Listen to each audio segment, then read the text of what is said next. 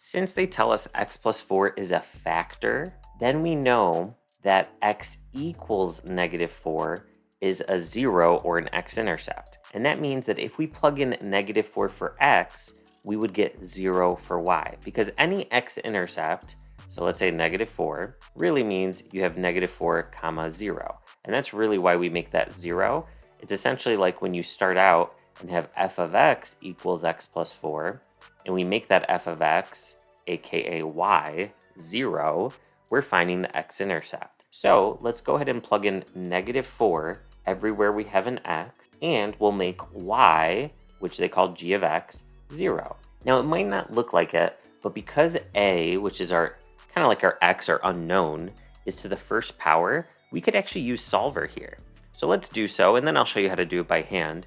But it's always good to know what resources we have available. So let's go to program number 5, solver. The left side is 0, the right side we'll put parentheses, and make sure you use the negative key down there instead of the minus key.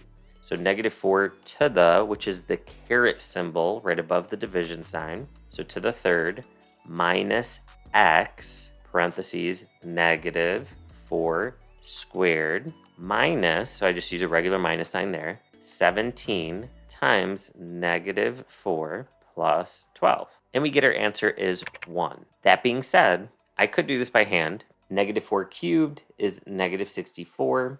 -4 squared is 16 times a negative a is -16a. A negative times a negative is a positive.